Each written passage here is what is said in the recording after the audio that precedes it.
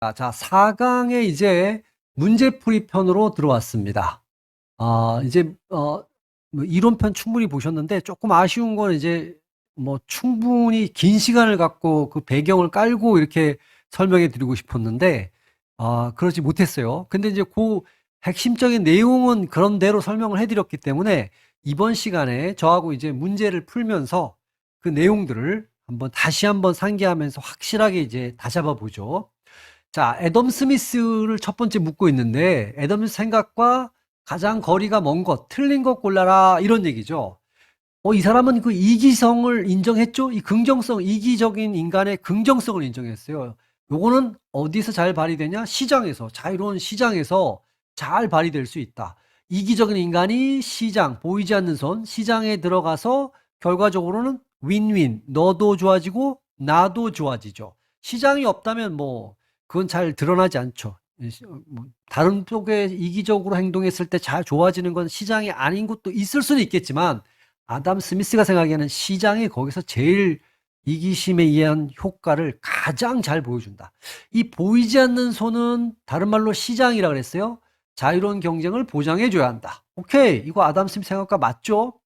3번은 무조건 틀렸죠. 왜 그러냐면 이 자본론은 마르크스가 쓴 거죠. 칼 마르크스가 쓴 거기 때문에 우리가 아담 스미스 하면 도덕감정론 있었고 책이 그죠? 도덕감정론 있었고 또 하나가 국부론이죠. 이 두 가지 책인데 자본론이 틀렸잖아요. 그래서 3번이 일단 안 맞죠? 애덤 스미스하고. 우리가 좋은 음식을 싸게 먹을 수 있는 건 인간의 이타심이 아니죠? 이기심 때문이에요. 그죠? 좋은 음식을 만들려는 사람들, 그 사람들은 이기적으로 돈 벌려고 하잖아요. 그래서 경쟁을 하겠죠, 기꺼이. 그리고 우리는 또 그 경쟁에서 시장 가서 싸게 먹어. 너도 좋아지고 나도 좋아지고. 본질은 이기심에 있었다. 좋아지는 건 뭐 맞죠? 그래서 3번이 1번은 틀렸고 2번 가보죠. 인간 본성에 대한 이기적이냐 뭐 인간 본성은 두 가지예요. 크게 보면 이기성하고 이타성 두 가지인데 물론 여기에 이제 상호 호혜성도 있을 수 있어요. 요즘 논의에서는 뭐 그거는 우리 논의에서는 빠져 있는 거니까 요거죠. 옳은 겁니다. 홉스 있었어요. 토마스 홉스. 얘는 이타적이라고 본 게 아니라 원래 이기적이라고 봤죠. 근데 이걸 부정적으로 봤죠. 긍정하지 않았어요. 국가가 규제해야 된다. 이렇게 본 거고. 이 봉건제, 중세 봉건제입니다. 이기적 인간을 구하기 위해 이 중세 봉건제 사회가 신 중심의 사회예요. 근데 앞에 얘기를 다 떠나서 신을 불신했다. 이건 뭐 말이 안 되는 거죠. 일단은. 애덤 스미스, 주어가 애덤 스미스네요. 인간은 이기적. 오케이, 이건 맞죠? 그래서 우리 모두가 다 잘 될 수 있다. 너도 좋아지고 나도 좋아진다. 맞는 거 고르라 그랬으니까 3번이 맞겠죠. 정답은 3번이네요. 자, 부르주아지, 다른 말로 얘기하면 자본가를 얘기하는 거죠. 가장 이타적 아니죠. 이기적이죠. 뭐 또 가장 이기적, 가장자는 또 가장자도 좀 어울리지 않는데 하여튼 자본가의 이기심 이것 때문에 우리가 잘 먹고 잘 사는 거죠. 어쨌든 이 말 자체가 틀렸다. 이타적이란 말 자체가 자본가가 가장 이타적인가? 말도 안 되죠 일단. 자 어쨌든 2번에는 3번이 옳은 거다. 3번 문제 가보죠. 애덤 스미스 묻고 있네요. 옳은 거 고르는 겁니다. 시장론이 아니죠. 국부론은 맞아. 도덕 감정론이라고 얘기를 해야 되겠죠. 이렇게 쓰면 맞겠죠. 저술한 거. 자, 보이지 않는 손은 곧 시장을 의미하죠. 보이는 손은 국가를 의미하잖아요. 그러니까 2번은 맞는 것 골라야 되니까 2번이 맞는 거죠. 자유로운 시장은 개인과 국가를 가난하게가 아니라 부유하게 만든다. 이게 아담 스미스의 생각이에요. 시장이. 자본가 이타심 덕택이 이타심이 아니라 이걸 이렇게 고쳐야 되죠. 이기심이라 그러면 맞죠. 이기심 때문에 우리가 잘 사는 거야. 이렇게 고쳐야 되겠죠. 한 번에 2번이 되겠습니다. 4번 문제 가볼까요? 이번엔 칼마르크스로 넘어왔네요. 옳은 것 고르는 겁니다. 자본가들이 어째서 아니죠. 자본가들이 가난한 관심에 이 사람은 노동자예요.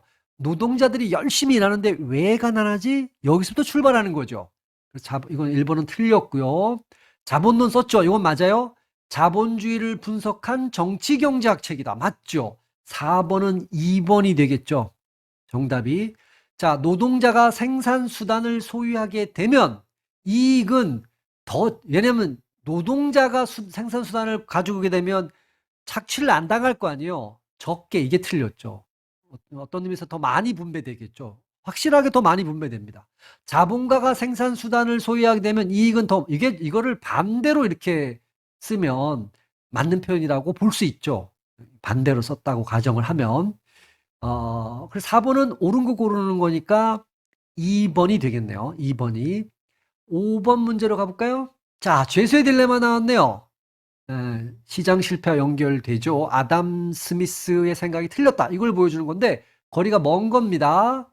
이거는 제가 미리 말씀드리지만 상대방이 침묵하든 자백하든 나는 상관없어. 나는 무조건 자백이야. 상대방이 하든 안 하든 상관없어. 나는 무조건 한다예요. 그냥 이걸 보여준다. 다른 집들이 맨 끝에 중요해. 안 해도 이건 중요하지 않고 한다.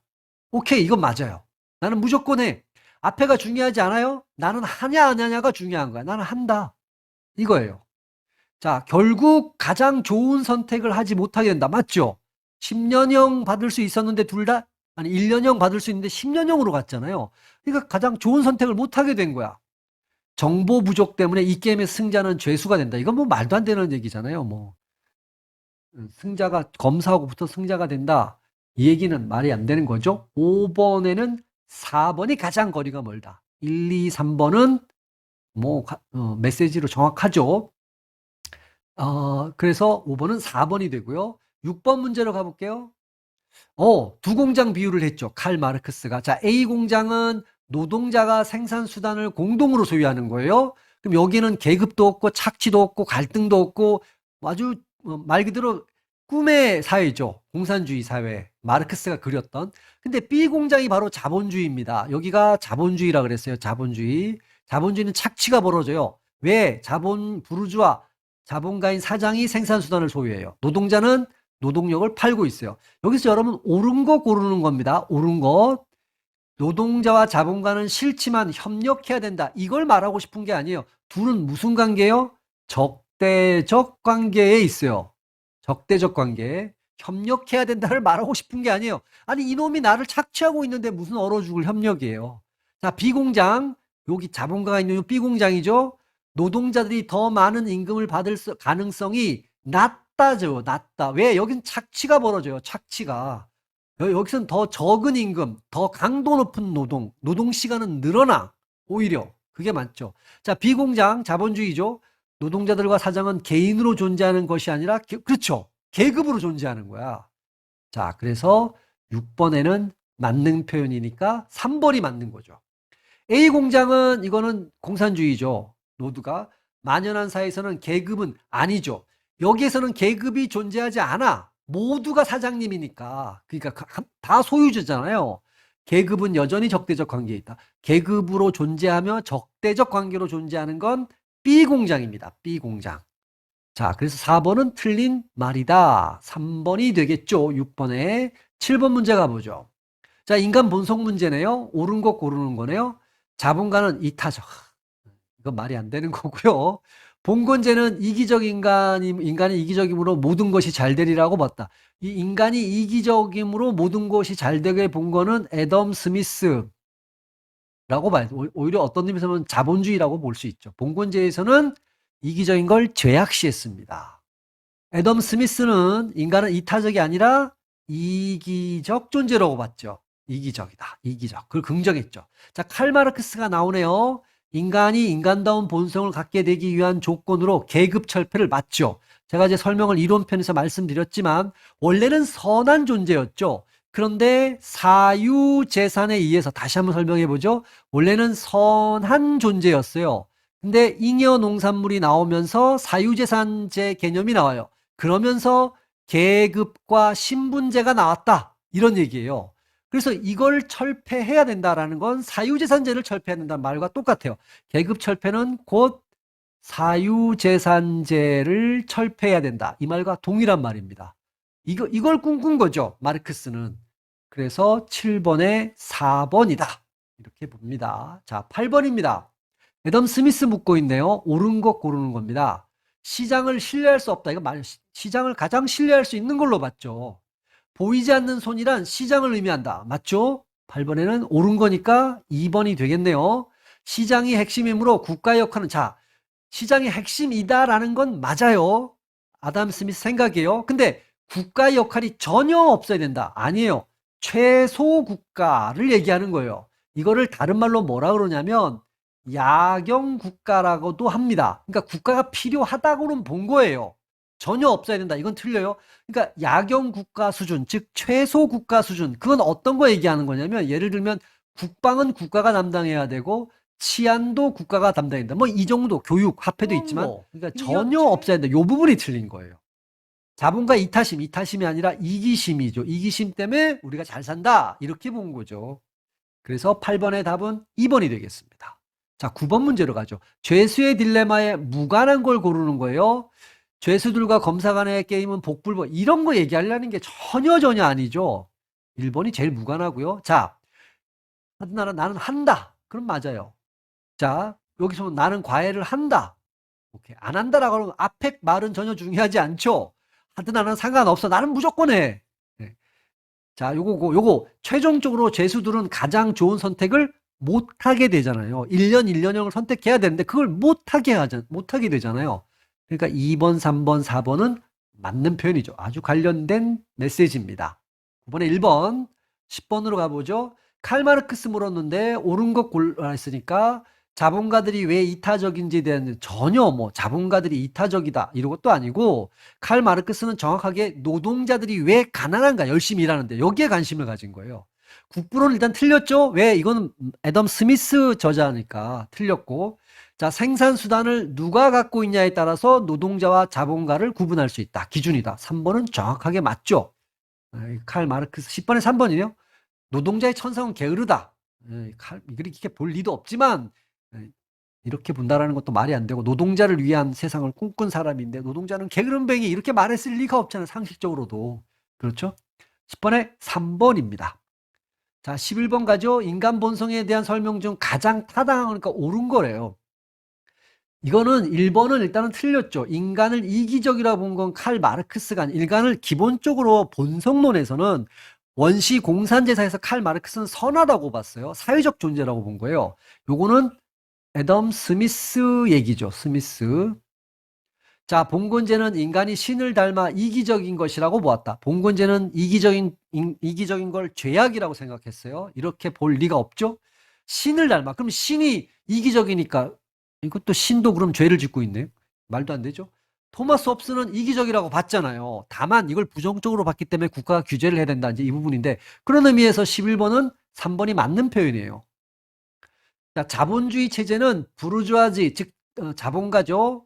자본가 계급이 가장 이타적인 인간성을 가지고 있다고 보았다. 말도 안 되는 소리입니다. 이타적이란 말이 자본주의에서 일단 성립하지 않아요. 이런 말을 쓰지 않죠.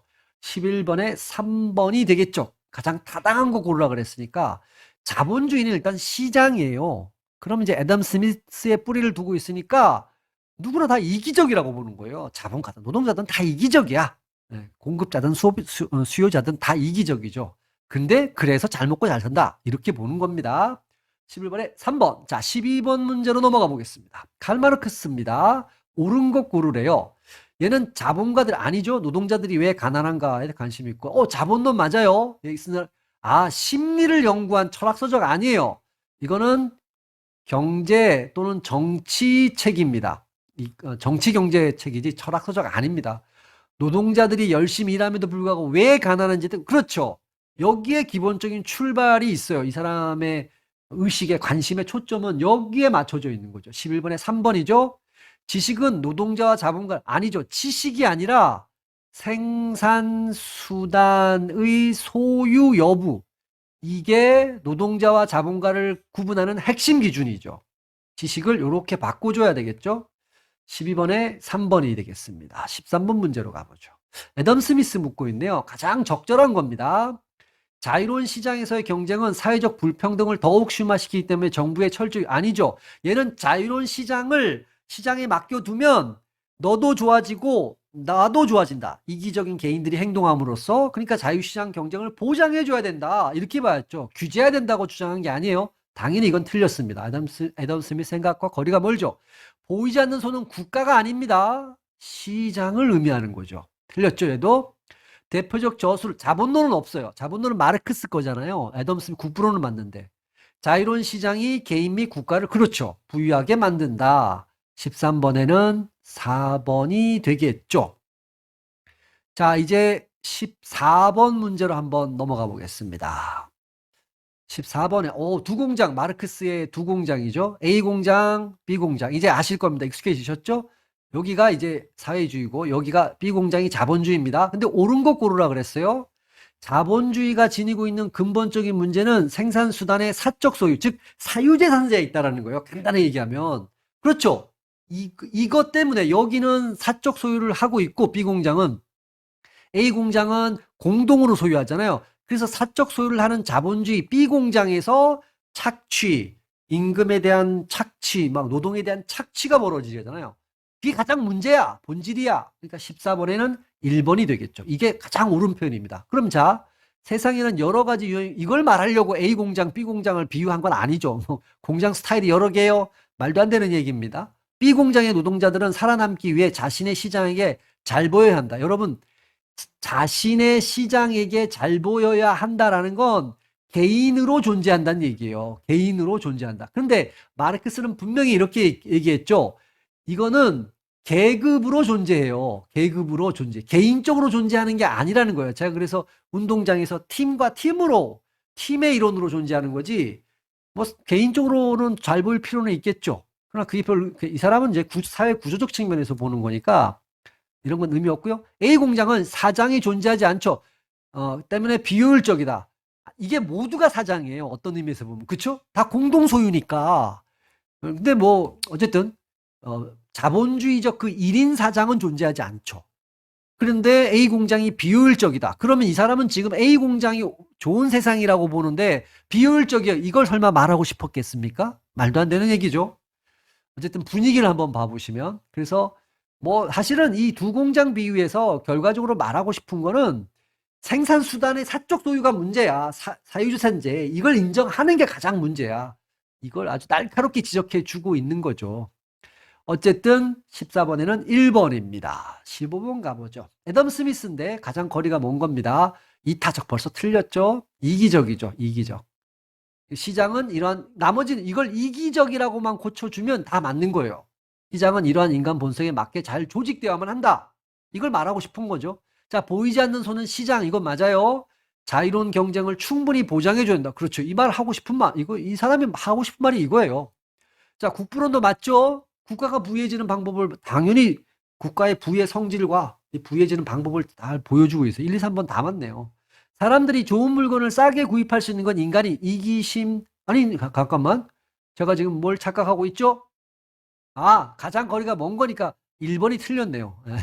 제가 여기다 이기적이라고 X 표시 해놓고도 답을 체크 못해. 2번, 3번, 4번은 맞죠? 인간의 이기심 때문이다. 이렇게 얘기한 거니까 틀린 거 고르라 그랬으니까 1번이 틀렸죠. 1번. 자, 그 다음에 16번으로 넘어가 보죠. 애덤 스미스도 묻고 있습니다. 가장 적절한 겁니다, 이번엔. 자, 사람들이 싸게 쉽게 구입해서 잘 먹고 잘 살 수 있는 건 이타적 본성이 아니라 이기적 본성 때문이다. 이렇게 가야 맞겠죠. 자, 보이지 않는 손보다는 이것도 말이 안 돼. 왜냐하면 보이지 않는 손 자체가 시장을 의미하는 거야. 근데 이렇게 표현해. 보이지 않는 손보다는 시장에 맡겨야 된다. 만약에 이걸 이렇게 표현하면 또 맞아요. 보이는 손보다는 시장에 맡겨야 된다. 이러면 또 맞는 거죠. 근데 이 둘은 같은 표현이기 때문에 이건 이건 모순이에요. 같은 말을 가지고 A보다는 A에게 맡겨야 된다. 이런 말을 한 거랑 똑같은 거기 때문에 적절한 표현은 아니다. 굳이 만약에 옳게 이걸 맞는 말로 고치겠다 그러면 이걸 보이는 손보다는 시장에 맡겨야 한다. 뭐 이렇게 하면 맞는 표현이라고 볼 수 있겠죠. 자, 이제 자본과 이기심 때문에, 그렇죠. 옳은 거 골라야 되니까 3번이 정확하게 옳죠. 이기심 때문에. 자본론 일단 읽을 필요 없고, 자본론은 마르크스가 쓴 거잖아요. 이 자본론을 뭘로 바꿔야 돼요? 국부론이라고 딱 바꾸면 국가가 부여지는 방법 제시니까 맞는 표현이 되는 거죠. 그래서 16번의 정답은 3번이다. 자, 17번 가볼게요. 칼마르크스를 묻고 있습니다. 가장 타당한 것 이렇게 물었으니까 노동자가 생산수단을 소유하면 일한 만큼 갖게 돼. 그렇죠. 착취당하지 않죠. 가장 타당, 그러니까 뭐 1번이 타당하네요. 자, 그럼 2, 3, 4번 왜 틀렸는지 봐보죠. 노동자와 자본가는 아니죠. 적대적이라 그랬어요. 상호 보완적이 아니에요. 근데 거꾸로 얘기했죠. 생산수단은 능력 있는 자본가가 말도 안 되죠. 자본가의 사적 소유를 철폐해야 된다. 이렇게 지금 주장하고 있는 거니까. 노동자의 공동 소유, 뭐 이런 걸 지향하고 있죠. 노동자와 자본가를 구분하는 기준은 생산력이 아닙니다. 생산수단의 소유 여부다. 이렇게 고치면 맞죠? 구분하는 기준은. 그래서 17번에 옳은 거니까 1번이 되겠습니다. 18번으로 가볼게요. 죄수의 딜레마와 관련성이 가장 큰 설명이에요. 그러니까 옳은 거 고르라는 거죠. 죄수들은 최적 선택을 못한다. 맞잖아요. 최적 선택이 1년형, 1년형이란 말이에요. 근데 10년형을 각자 선택하게 되잖아요. 그러니까 뭐 당연히 답은 1번이네요. 자, 이건 나는 하지 않는다가 아니라 나는 한다라고 돼야 됩니다. 그치? 나는 하지 않는다. 이건 무조건 틀려요. 앞에 얘기는 사실 읽을 필요가 없어. 남이 뭘 하든 네가 침묵하든 자백하든 상관없어. 나는 자백할 거야. 자백을 해버린다는 얘기예요. 침묵이 안 한다가 되는 거고요. 자백이 한다라는 의미예요. 그러니까 이건 다 한다. 다 틀렸죠? 시장에 맡겨두면 모든 것이 잘 된다는 애덤 스미스의 주장이 옳았음이 아니라 틀렸음을 이렇게 고치면 맞아요. 틀렸음을 뒷받침해 준다. 이러면 죄수의 딜레마와 관련이 되는 거죠. 메시지가. 그래서 경제학의 200년 명제를 깨버린 아주 엄청난 충격을 준 사건이죠. 자, 18번에 1번이 되고요. 보강 설명 잠깐 해드릴게요. 이 자본주의의 특징, 그거 한계 얘기를 잠깐 하는데, 특징은 이제 요렇게, 왜냐면 이제 요렇게도 질문이 가능하니까, 일단은 시장, 즉, 보이지 않는 손을 예찬한다는 거예요. 아담 스미스에서 충분히 나왔죠. 시장에서 너도 좋아지고 나도 좋아진다. 그러면 시장이니까 시장에서는 거래를 해야 되잖아요. 상품화 시킨다라는 거야. 모든 걸 상품화 시켜. 노동도 상품이 되는 거고, 토지도 당연히 상품이고, 뭐 이거를 상품으로 내다 팔 수 없는 것들도 자본주의는 다 상품으로 만들어요. 모든 겁니다. 모든 거를 상품화하고 있다는 특징을 갖고 있어요. 그러니까 상품화에 실패하면 그러면 뭐 완전히 거지로 살 수밖에 없는 사람이죠. 이기심을 긍정한다라는 거예요. 이기심, 이기적 인간, 아담 스미스의 영향이죠. 그런데 얘네를 또, 자, 이 시장에 의해서 이기적인 인간이 참여하게 되면 너도 좋아지고 나도 좋아진다. 이런 거를 굉장히 과학적이다. 이거는 당연한 거야. 자연스러운 거야. 라는 이름으로 정당화하고 있다는 거예요. 자본주의 예찬론자들이 이제 주로 그러죠. 이게 자본주의를 신봉하는 또는 자본주의가 갖고 있는 특징이다. 특징을 좀 잘 봐보셔야 됩니다. 그럼 이런 특징을 갖고 있는, 이거 옳고 그름의 문제는 아닌 거예요. 이게 나는 이거를 가치 판단의 문제니까 사실은. 이런 시장 체제는 자본주의가 곧 시장이잖아요. 시장을 예찬하는데, 즉 시장을 예찬한다는 건 모든 걸 상품화한다. 여기에 참여하는 인간은 이기적이다. 그래도 너도 좋아지고 나도 좋아진다. 이거는 굉장히 과학적이고 자연적인 것이다. 자, 여기는 개인은 나한테 이득이 되는 일만 한다는 거야. 이기적이란 얘기죠. 네, 금전적 이득을 뭐 하여튼 어쨌든 이득 되는 것만 한다. 그리고 이 이득, 즉 이익 때문에 어떤 과업을 내가 항한다. 간단하게 얘기해서 어떤 인간이 움직이는 건 이기심, 나한테 뭔가 있기 때문에 이익이 되기 때문에 움직이는 거예요. 기업가도 당연하지만 이윤 추구가 가능하기 때문에 움직이는 거야. 그런데 그런 이기심 때문에 이윤 추구를 하게 되면 국부도 증가하는 거예요. 뭐 간단한 거죠. 고용 창출해서 세금도 내고 수익을 내서 뭐 다 좋아진다 이런 얘기죠. 그러면 여기가 재밌는데요. 시장에서 탈락한 사람 있잖아요. 즉 내 노동을 상품화 시키는데 실패한 사람, 즉 실업자가 됐다는 얘기예요. 이 사람은 게으르고 불성실한 사람으로 봐요.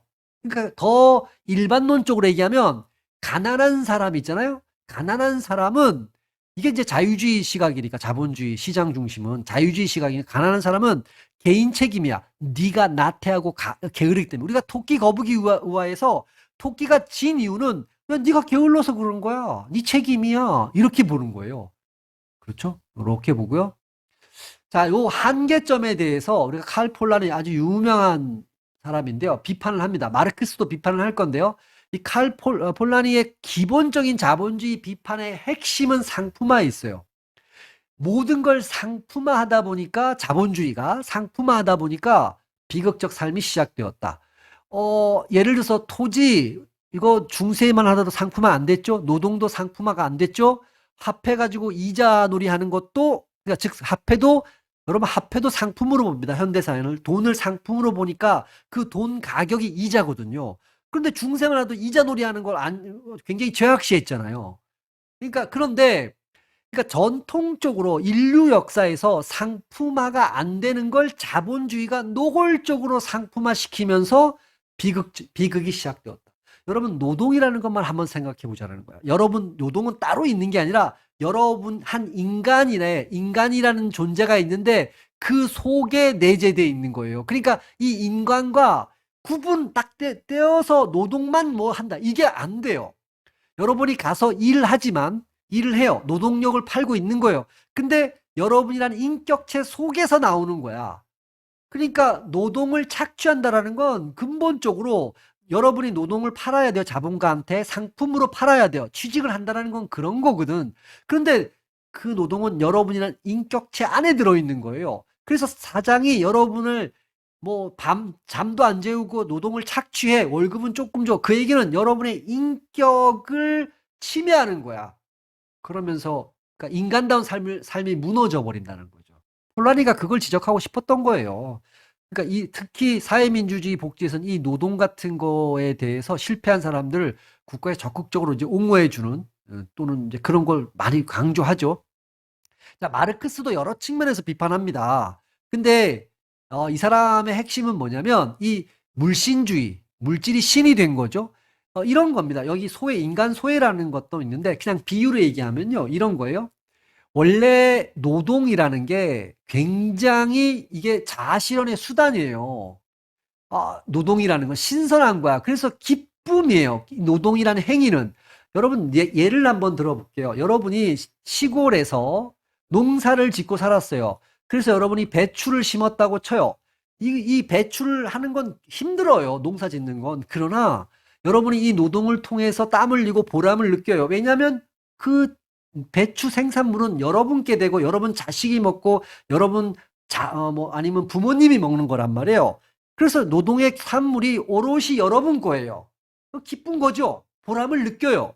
그런데 이 사람이 도시로 갔어요. 그래서 공장에 취직했어요. 자동차 공장에. 자, 똑같이 노동을 합니다. 기쁘지 않아요. 왜 기쁘지 않느냐? 이 사람이 노동하는 건 이걸 이제 상품의 물신주의인데 다른 말로 화폐의 물신주의예요. 자동차를 때문에 하는 게 아니라 먹고 살려고 하는 거야. 그러니까 결국은 여러분의 노동의 산물인 이 자동차는 여러분께 아니죠. 배추처럼 여러분께 되는 게 아니야. 뭐 다른 사람이 가져가요. 그 대신 여러분은 돈을 받게 되는 거지. 상품이라는 건 화폐를 의미하는 거예요. 이걸 받기 위해서 하는 거니까 너무 고통스러운 그 자체예요. 이게 이제 인간 소외시킨다. 이런 맥락으로 이해가 되는 겁니다. 인간이 그 노동의 기쁨으로부터 벗어나지는 거예요. 느낌은 왕따라는 느낌으로도 바라볼 수 있는. 어쨌든 이런 식으로 비판을 했다. 그리고 마지막 건 뭘 별로 중요한 게 아니라 자본주의는 다양하다라고 또 주장해요. 우리가 좀 봤지만 시장 중심, 국가체 이런 자본주의도 있지만 조정 시장 그러니까 여기는 국가가 개입한다는 얘기예요. 개입하는 정부나 사회의 개입이 일어나는 조정 시장 경제도 있다. 이런 걸 경제학에서는 이제 혼합 경제 체제라고 얘기하는데 우리가 사회민주주의 이념은 시장에 국가가 개입하잖아요. 그러니까 조정시장 경제죠. 뭐 이런 게 다양하게 존재하는 거지 자본주의가 이렇게 하나로만 존재하지는 않는다라는 느낌. 이런 것도 조금 이해해 둘 필요가 있겠죠.